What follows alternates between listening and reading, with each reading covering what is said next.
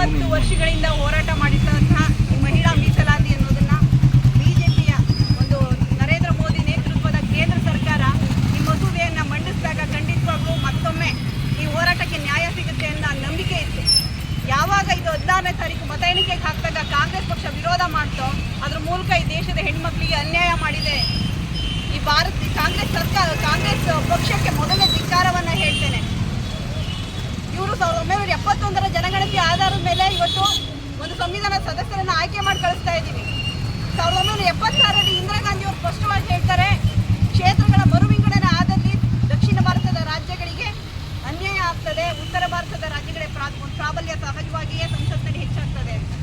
1976ರಿಂದ 2026ರವರೆಗೂ ಈ ಒಂದು ವಿಚಾರವನ್ನು ಹೇಳ್ಕೊಂಡು ಬರ್ತಾನೆ ಇದ್ದೀರಾ. ಇದು ಪರಿಹಾರ ಸಿಗಲಿಕ್ಕೆ ಆಗಲ್ವಾ? 50 ವರ್ಷಗಳಿಂದ ಆಡಳಿತವನ್ನು ಮಾಡಿರ್ತಕ್ಕಂತಹ ದೆಹಲಿ ಆಡಳಿತ ಮಾಡಿರ್ತಕ್ಕಂಥ ಕಾಂಗ್ರೆಸ್ ಪಕ್ಷಕ್ಕೆ ಈ ಒಂದು ಜನಸಂಖ್ಯೆಯನ್ನ ನಿಯಂತ್ರಣ ಮಾಡುವ ಶಕ್ತಿ ಇರಲಿಲ್ವಾ? ನೀವು ಆ ರೀತಿ ಮಾಡಿದಿದ್ರೆ ಇವತ್ತು ಈ ಅನ್ಯಾಯದ ಮಾತು ಬರ್ತಿರ್ಲಿಲ್ಲ, ಈ ಮಸೂದೆ ಮುರಿದು ಬೀಳ್ತಿರ್ಲಿಲ್ಲ. ನಾವು ಪ್ರಾತಿನಿಧ್ಯವನ್ನ ಒಂದು ಮೀಸಲಾತಿಯನ್ನು ಯಾಕೆ ಕೇಳ್ತಾ ಇದ್ದೀವಿ? ಈ ಸಮಾಜದ ಮಹಿಳೆಯನ್ನ ನೋಡುವ ದೃಷ್ಟಿಕೋನ ಬದಲಾಗಬೇಕು. ಒಬ್ಬ ಮಹಿಳೆ ಈ ರಾಜಕೀಯ ವಲಯದಲ್ಲಿ ಒಂದು ಮುನ್ನೆಲೆಗೆ ಬರ್ತಕ್ಕಂಥ ಮಹಿಳೆಯನ್ನ ಮತ್ತೊಂದು ಮಹಿಳೆ ನೋಡಿ ಪ್ರೋತ್ಸಾಹವನ್ನು ಪಡ್ಕೋಬೇಕು.